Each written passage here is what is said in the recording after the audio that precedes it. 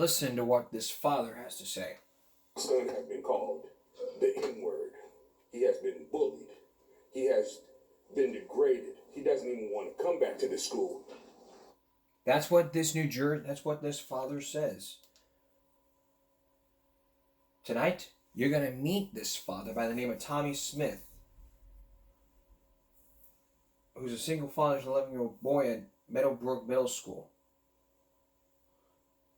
After the school year started, so did the bullying. And throughout the years of this broadcast, we focused in on a lot of bullying. And now for this, we're going to hear a lot of the other sides of the story. Take a look. Frustration and disappointment from a Poway father who says he's had enough. He says his son has endured months of bullying and racist comments with no action from the school or the district. That's right, Kimberly. New at 11, our ABC 10 News reporter Laura Acevedo joining us live in studio. Now, Laura, this dad says he's brought this issue up multiple times. Yeah, Wale, and that's what he says. He tells me that he's personally gone to the school at least twice to raise concerns, but says that the school has never followed up until today. Thomas Smith is a single father to an 11-year-old boy at Meadowbrook Middle School. He says shortly after the school year started, so did the bullying. He had brought to my attention that he was being bullied. Kids were pulling his hair and making comments to him. Last year, he says the school told him they would investigate, but he never heard back. But last month, he learned from his son the bullying was ongoing. Uses of the N-word, calling my son a hog rider, sending him cartoon memes of a black cartoon character riding a pig. Caucasian kids walking around doing Black Power, telling him, making statements like, oh, it's Black Power Month, but it's also Monkey Month. He says he complained again, was told the school would investigate, but says again he got no response. Feels like you're setting me aside, sweeping me, we got it. That doesn't resolve the issue. So today, Smith faced the Poway Unified School District Board, pleading for them to take action. Before the meeting, an email from a community leader asking to show support for Smith. Then Smith got a call. I heard it from the school this morning. I'm sure after the email went across. The district shared a letter with us sent by the principal to parents today saying in part, these behaviors and incidents will not be tolerated and that it doesn't reflect their values, saying they're using a hate harassment course for the students involved in the incident.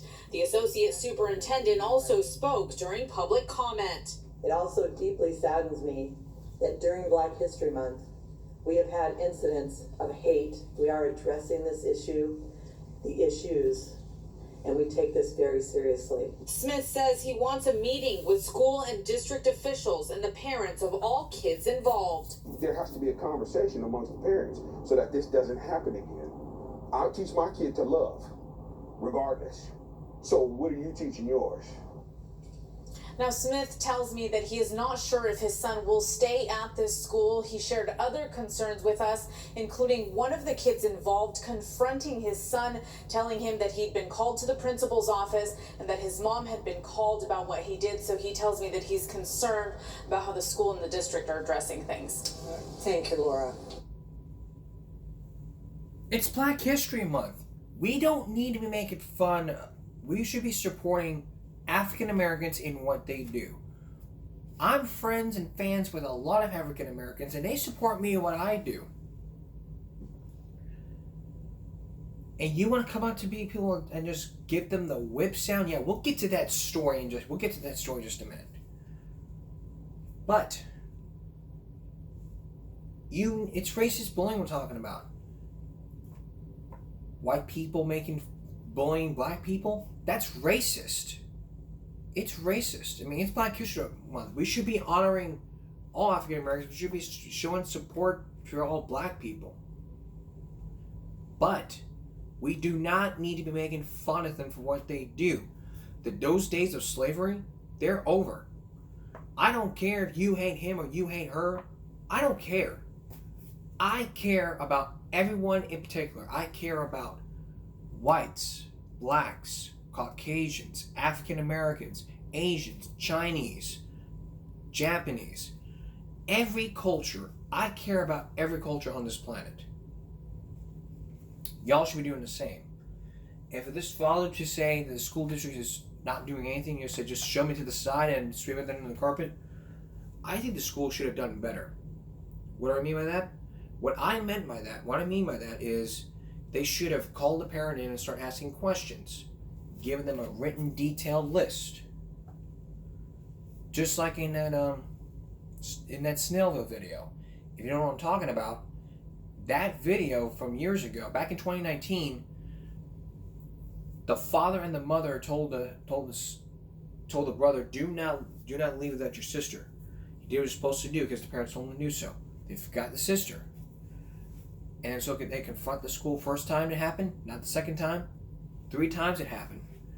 And so, first time, he was calm. Father was calm. Second time, mad but let it go. Third time, confronted the school district. Therefore, the school's responsible for transportation. But there's more to this case. Coming up next, in New Jersey, there is now more bullying going on in these New Jersey schools after our New Jersey kid committed suicide. Then later, this woman says that she's fired a bunch of teachers basically for not doing a job right. And these people say she upset the apple cart. Stay with us. Last week in New Jersey, a kid by the name of Adriana Kirsch committed suicide after a horrific viral bullying video happened in New Jersey. Now, these happen a bunch of times, and a lot of videos are circulating online about people being bullied and beat up. But after that suicide last week, there are now more videos in New Jersey about this issue going on. So, what are New Jersey schools doing to prevent this from happening again? Here's Brian Thompson.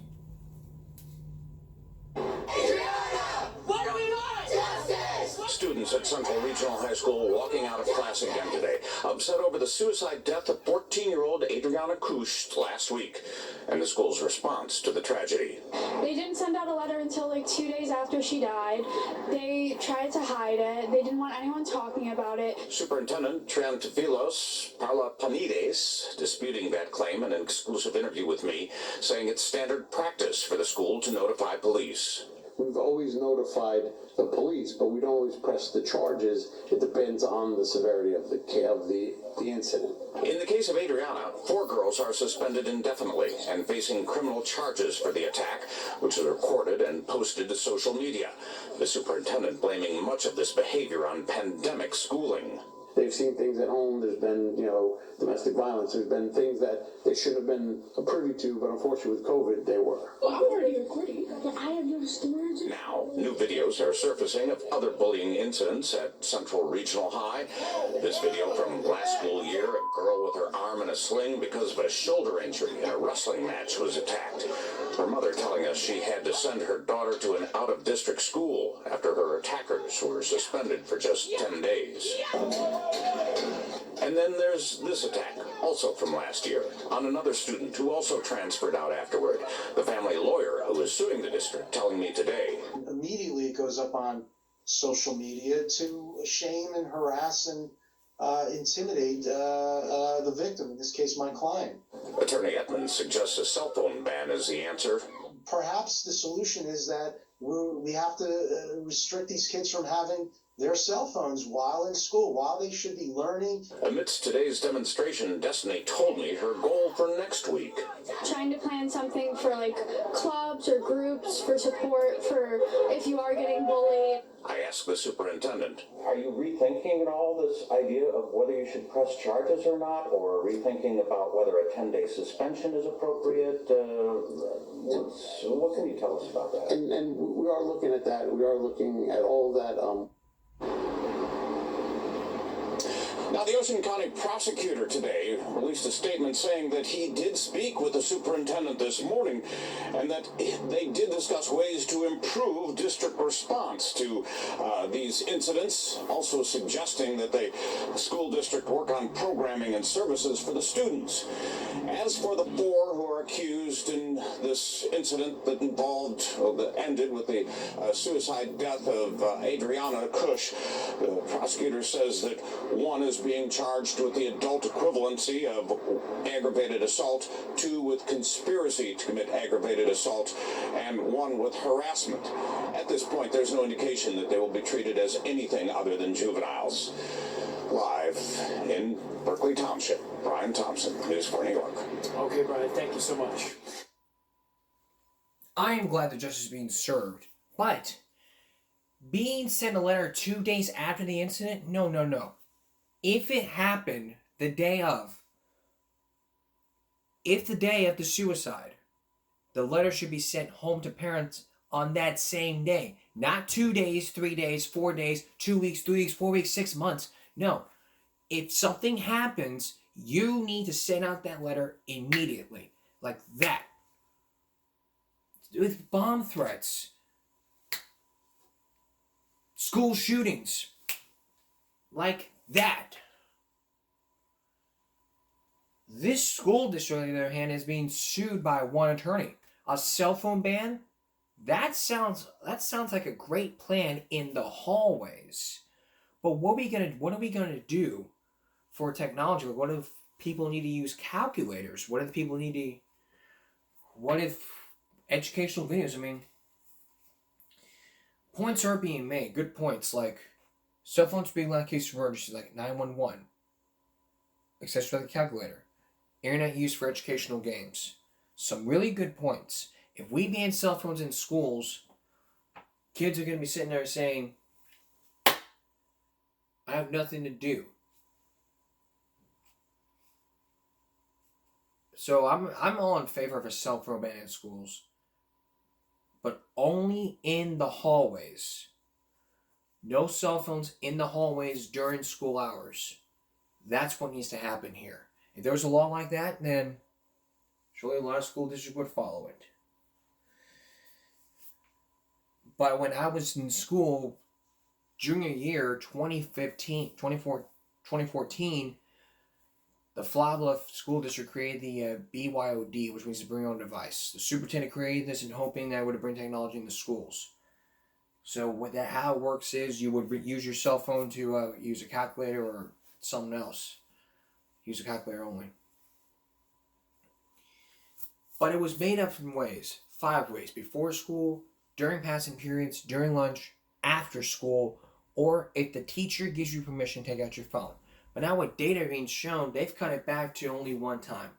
The only time you're able to take out your phone is when you're in the classroom and the teacher gives you permission to take out your phone. In some schools, they only have to use your phone 3 times. Before school, during lunch, after school. Same thing with vending machines. Before school, lunchtime, after school. At work, before your shift, during your break, after your shift, or if it's an emergency. Those are the 4 things at the workplace. We showed you about a father who called out bullying at his son's school because his son was being racistly bullied. Up next, a very similar situation here in Corpus, where an app was being used. Stay with us. Now we're going back to racist bullying. It's happening here in Corpus and Gregory, Portland, where somebody has used the Whip app on their phone. If you don't know what that is, you hold out your cell phone and then you go whip. Like you see, like it's only episode of Big Bang Theory. I'm not going to show you the clip because I could get demonetized. But this story you're about to see could really horrify any African American, and really, it's no offensive because I'm trying to not bring race into this. But this story right here this is a racist story right here because really, someone used the app because really, this is all about Black History Month. This is all about supporting Black people. I support every African American friend that I've ever known, and really, You don't need to be picking on African Americans because of the color of their skin. You should be judging people by the color of their skin or the content of their character. That's what Martin Luther King said in his I Have a Dream speech. Slavery was in it. We don't need to be going back to slavery. Tonight, you're going to meet the father who came forward to tell his story about a biracial whip. Here's Taylor Alanis. We aren't sure which app was used, but there were several that are downloadable, including this one. The way it works, pretty simple. You wave your phone, and it makes that sound. Yeah, not so funny when the person you're targeting is a person of color. It's targeting black and colored kids. Thomas Dubrow III didn't want to show his face on camera when being interviewed by reporter Devon Taylor. I feel guilty because my daughter's going through this. Dubrow says his daughter has been through enough and doesn't want retaliation against her or his family. I think this is 2023. We kind of moved past that, but it's still going on to this day.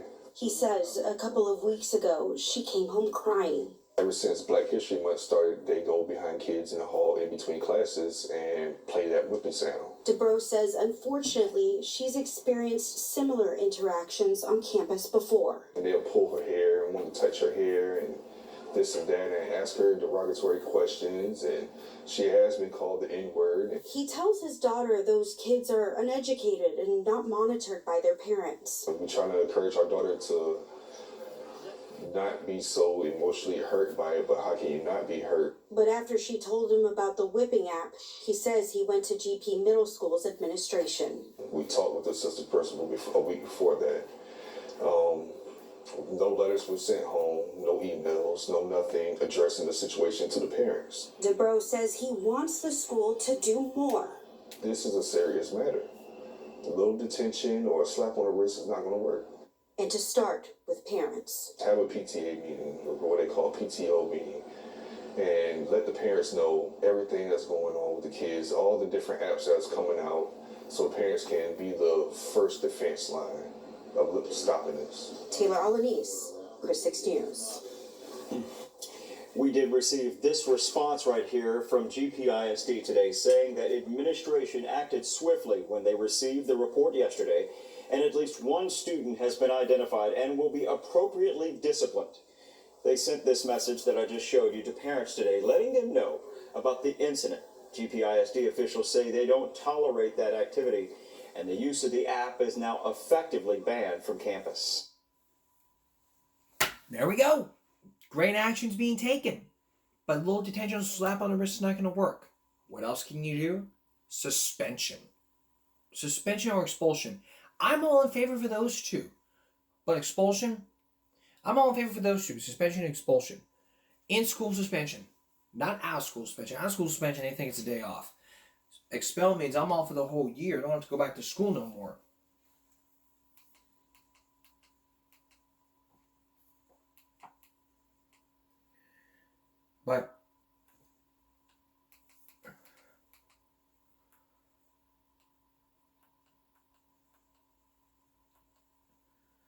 But even if Legalize gambling in the Lone Star. Sorry. If we were to do out-of-school suspension, a lot of people would think it's their day off. Go out on the beach, get some tan, this and this. That's not the case here. The case of this is you did something wrong, you're suspended, you should be out of school, you shouldn't be leaving your home. Take the case of those kids who were found skipping class. They got punishment, taking their Xbox TVs away. But even worse, they were public shamed for what they did. And really, I'm all in favor of just suspension. I'm all in favor of both suspension and expulsion or charges pressed. But I'm glad Greg LaPorte, GPISD, is now banning the use of the whip app because of all that's happening. So I'm glad action's being taken. Still ahead, this woman says she fired a bunch of teachers. This person from the teachers union says she upset the apple cart. Stay with us. Gambling is illegal. Sports gambling could be illegal. I hate gambling. It's one of the sins you cannot do. I don't believe in that crap. I never made a bet in my life. I never made a bet. I never played poker with real damn money and go full house. That ain't who I am. I don't cross that line. I don't play that damn poker game. I never did play that poker game. Lawmakers in Austin may soon be taking a big gamble. They are considering a bill that would legalize gambling in the Lone Star State. Our Michelle Lorenzo takes a closer look. People in states where sports betting is legal are expected to collect around $1 billion on Super Bowl Sunday. Sports betting and gambling aren't legal in Texas, but some residents say the Lone Star State is missing out on a lot of revenue. It could help the public with education, especially education, and it would give us senior citizens something to do besides go to other states where we're putting our money over there and it's not worth it. Some lawmakers in Austin are pushing to legalize gambling and sports betting. Fort Worth area State Representative Charlie Guerin filed legislation that would allow casino-style gambling in Texas. This week, Senator Juan Choi Hinojosa announced he was joining another state senator to sponsor a Senate bill and a Senate resolution that would legalize sports betting. In a statement, Hinojosa said, in part, quote, "It's only right that we give Texans a voice on this important issue," end quote. A survey by the University of Houston found 69% of Texans are in favor of allowing sports betting. 75% are on board with legalizing gambling at resort-style casinos, but there are some who say, no gambling, and others who are indifferent. I'm very indifferent about it. I feel like we have so many other issues that need to be addressed right now. It's not even on my radar. I'd rather they fix our streets. Reporting from Corpus Christi, Michelle Lorenzo, Chris 6 News. That was my good friend Michelle Lorenzo, not my good friend. Now, Michelle's had her say, they've had their say, they've had their say, everybody's had their say, now I have my say. I'm against gambling. I never gamble. I lived on this damn planet for almost 26 years, and I never, ever gambled. I never went to a casino. I never went to a bar. I never played any gambling games. I never made a bet in my damn life. And God knows if I did, down to hell I go with Satan. Down to hell I go with Satan with his pitchfork up my ass. I don't gamble. I don't believe in that crap. And if I did gamble, that's the devil's pitchfork up my ass. And if Michelle Lorenzo was here and I told her the same thing I told her on this broadcast,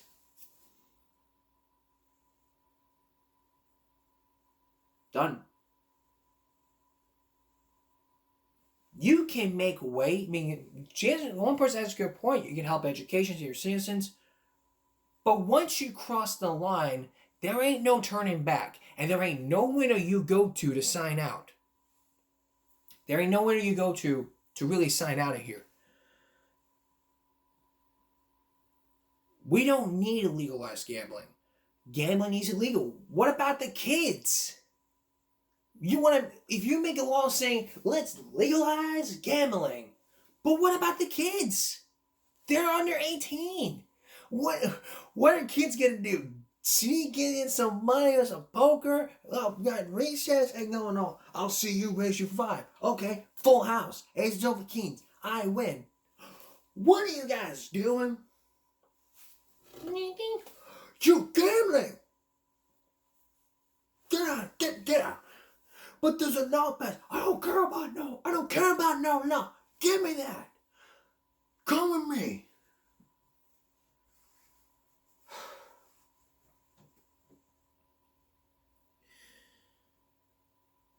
I hate gambling.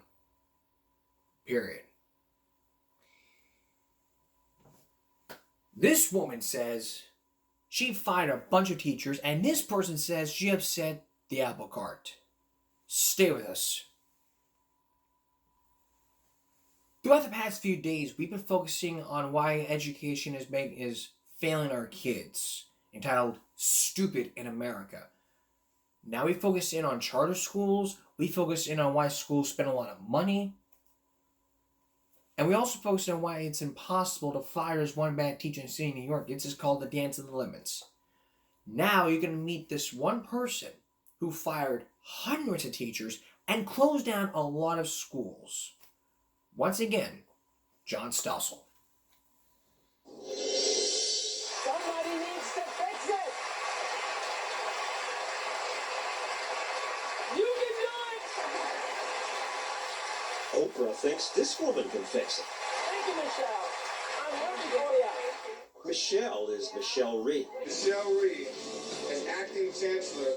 5 years ago, Mayor Adrian Fenty picked her to manage D.C. schools. You had never run a school system before. I had never run a school before, and that's why people thought that Adrian Fenty was nuts. You know, I was a 37-year-old girl from Toledo, Ohio. And people said, what? Who? Yeah. People said he's lost his mind. Her friends said she'd lost hers. I had 2 kids, 2 daughters, 9 and 12, and I put them in the D.C. public schools. The schools were a disaster. Test results among the worst in America. Chancellor Reed quickly learned that although only 8% of DC's kids were on grade level, there was something odd about how the teachers were ranked. When I looked at the performance evaluations of the adults in the system... How good is the adult doing? Right, how good are the teachers doing? I found that 95% of the adults were being rated as doing a great job. So how can you have a system where all the workers are thinking, we're doing a great job, a great job for our kids, and what we're producing for them is 8% success? She visited schools and saw empty classrooms. I walk into this one school. I go into the first classroom, 5 kids in the classroom. Second classroom, 9 kids. Third classroom, 3 kids, 7 kids.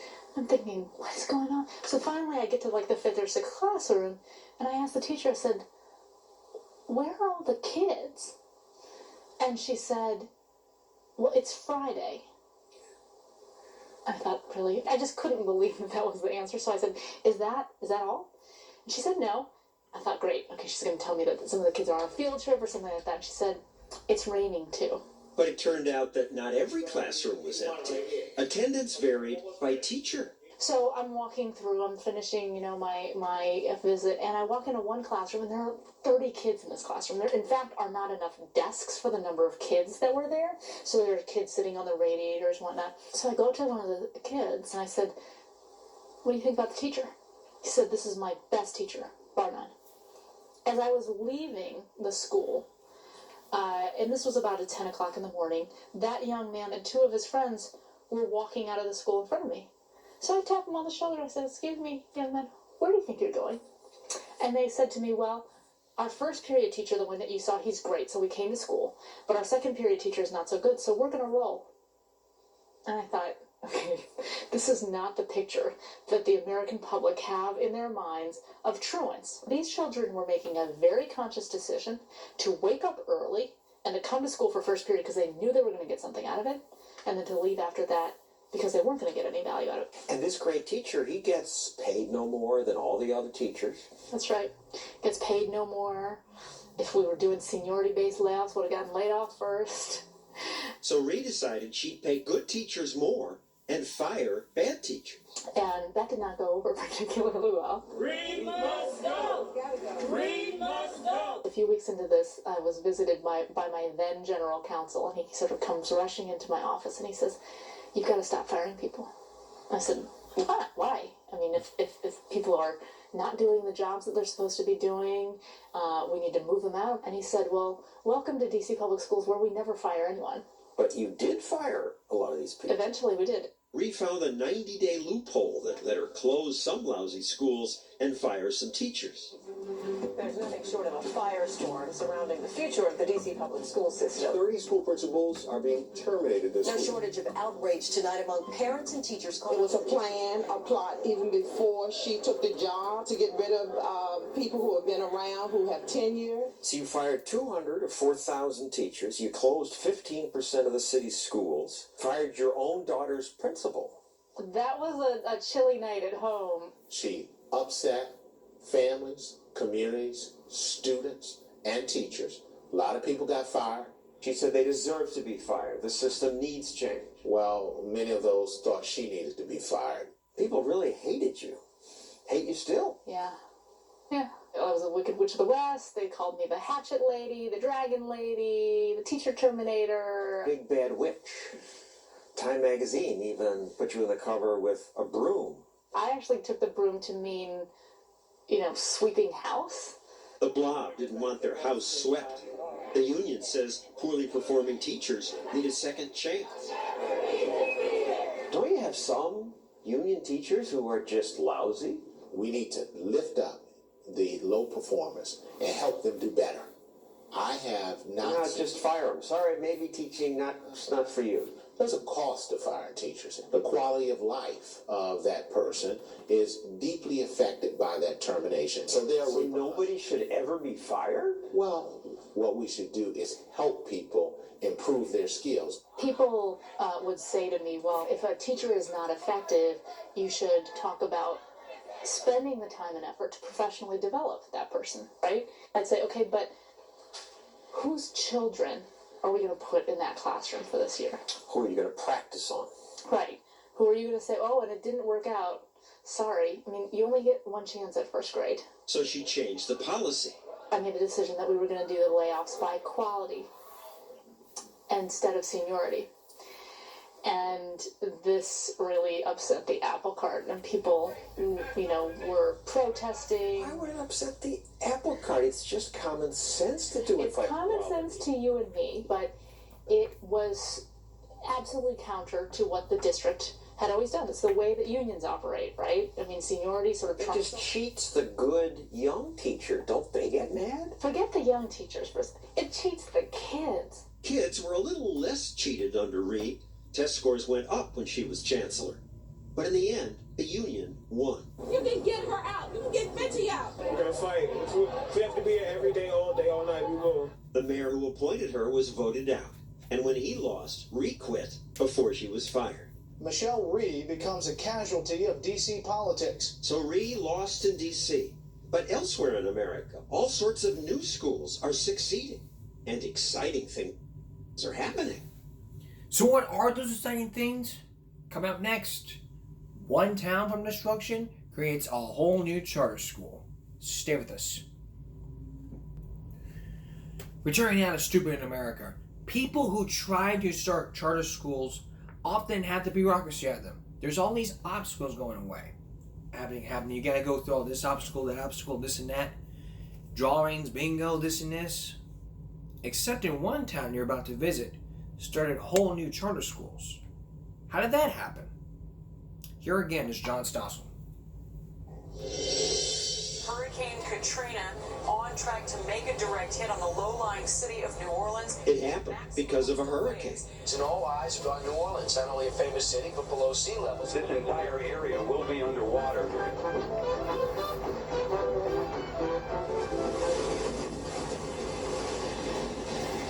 Mother Nature is in charge, and now Mother Nature has dealt one horrific blow. When Katrina flooded New Orleans, it didn't just destroy much of the city, it also destroyed the school system. Some school reformers thought maybe that's what needed to happen.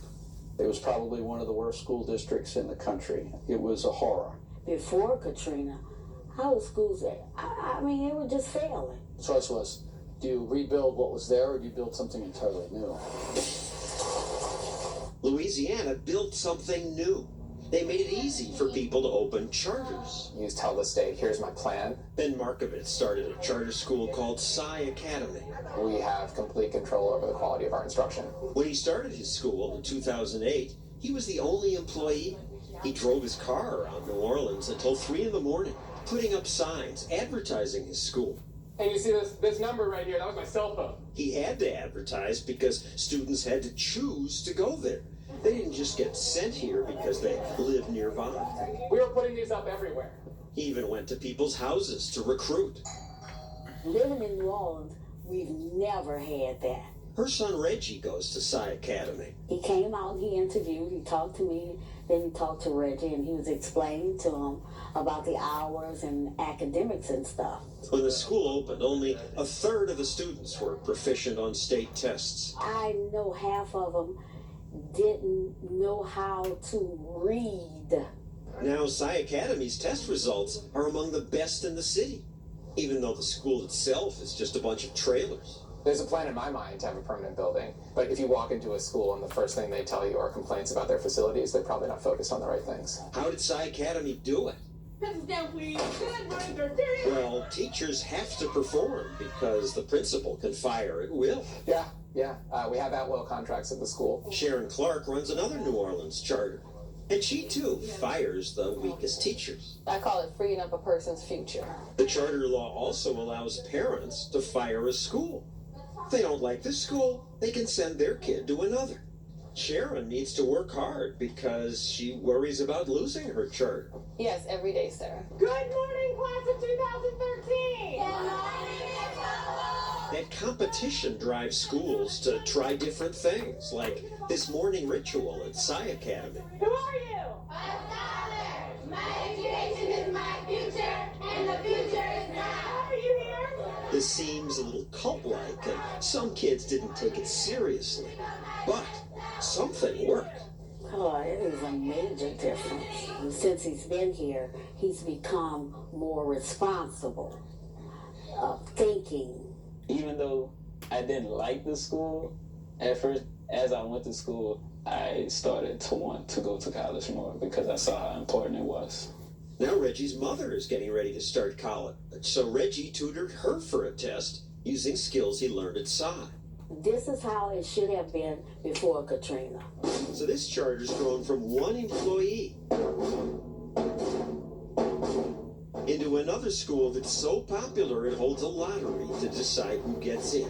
We are going to have a waiting list of about 200 students long. This is our first choice, by far. As you saw in Harlem, nervous kids and relatives sit anxiously, hoping their name will be called.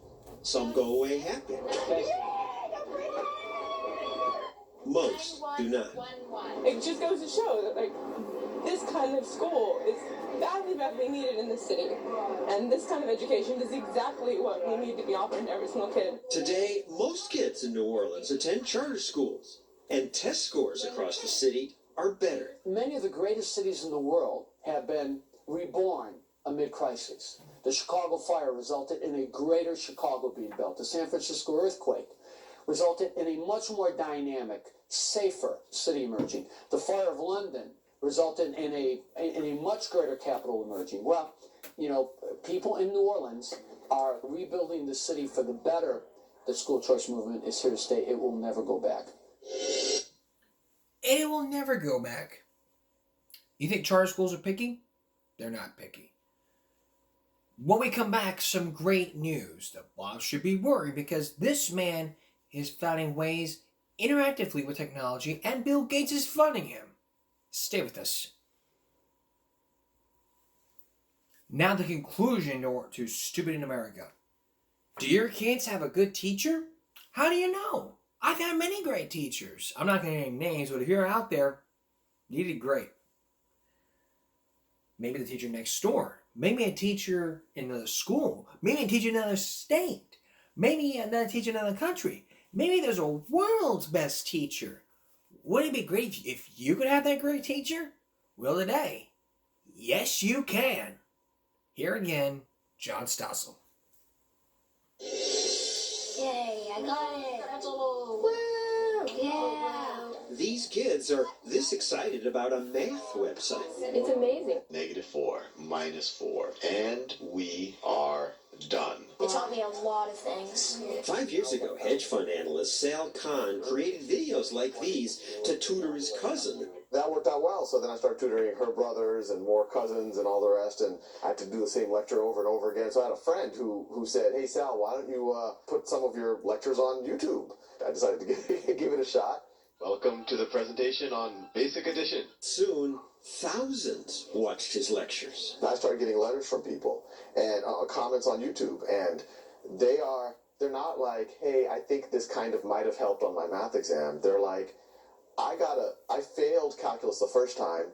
I've started watching the videos. Now I'm acing the class. The YouTube numbers kept rising, and he got letters from the Middle East, Africa, What Sal Khan has done is amazing. Now Khan is funded by Bill Gates, and he offers web lectures on everything from history to economics to computer science. His videos are viewed millions of times. Not only is it reaching millions of students right now, but even if, God forbid, I got hit by a bus when I walk outside, it'll still be able to reach millions and maybe eventually billions of students. You just happen to be good at teaching? Well, I'll take that as a compliment. It is a compliment. He's a great teacher. I hope that helps. See you in the next video. It's really helping us learn a lot more. It's exciting that he gets kids so excited about math. In most parts of life, things have gotten much better. Cars, computers, cell phones.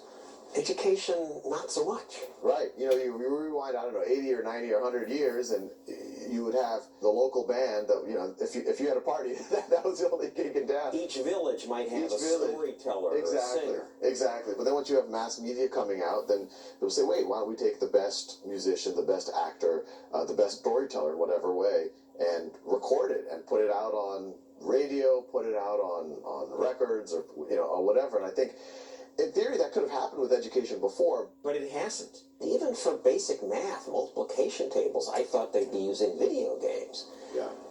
Why not? There's a huge bureaucracy, most of which wants to say no to change the system. It's a blob, people call it. It's the blob. And it is. And I think what's fun from our point of view is that we are able to reach students outside of the blob. This California school district started using Khan's videos in 5th grade classrooms. The teachers were skeptical, but now they're impressed at what it does for the kids. They're happy to walk in the door every morning. They're excited about math. It isn't, oh, we're doing math. It's like, oh my gosh, we have math this morning. That's great. We're just like learning new things. We assume that most people on their own don't want to learn, or don't want to get engaged in mathematics. And yeah, but I think they're just frustrated because most of them are in classrooms that are not catering to them. At first, teachers worried that the online instruction could replace them, but I think it's so wrong. As my teachers would tell you, they have taught more math than they've ever taught before. now teachers can tutor kids one-on-one. I noticed you were having some issues with fractions. You can go at your own pace. And because kids can go at their own pace, So I've got students who are still working on easy multiplication, and then I've got students who are working in high school math. some kids enjoy Khan's lessons so much, they study at home. Some of them are doing 2 and 3 hours a night at home when I'm asking for 15 minutes. When I'm at home and I have some time, I just log on, and it's way more fun to do math. So finally, after all these years of kids being bored in school and not learning math, that's over? I think it might be.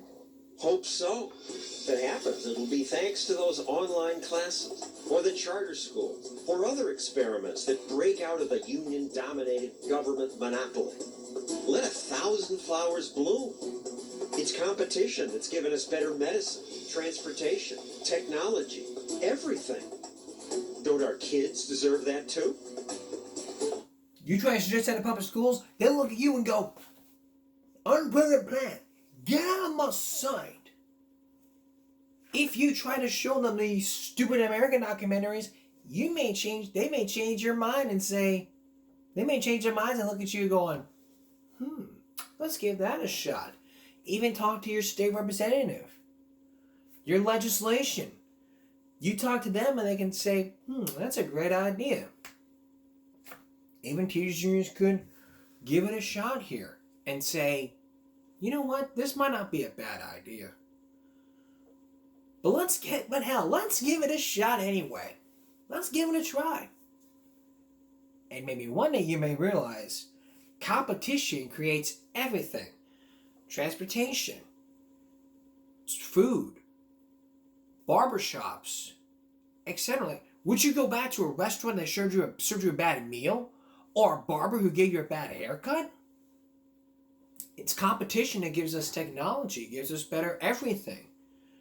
Would you want a Sprint phone, a T-Mobile phone, a Boost mobile phone, a Chromebook, a Netbook, an iPad, Apple, Android, Samsung? What kind of phone do you want? It's competition that makes us better. But schools don't even go for competition. You try to suggest that to them, they tell you no. But the longer they say no, the more tougher they have to be. If you give kids a choice, it forces schools to do better. And as we've seen from these videos, competition makes everything better. And you should send it to these schools and show them these documentaries. You too can make a difference. And even from yours truly. I've been doing this show for 6 years, and this is the first time in 6 years that I have ever had someone that have ever had these videos being popped up about how dumb education is because of school spending. Let's change the way we feel about education. And hopefully then we can live in a system, we live in a world to where education's safe, our kids are safe, and our community is safe. Coming up on Give Me a Break Saturday, a look at states that make it legal and illegal to gamble. From that report we saw from Michelle Lorenzo. But that's Give Me a Break for this Friday going to Saturday. We'll see you again for Give Me a Break Saturday. And the annual Super Bowl special is on Give Me a Break Sunday. So that's on the special Give Me a Break Sunday. And for all of us here at YouTube, if I don't see you Saturday, I'll see you Sunday. Have a good night, everyone.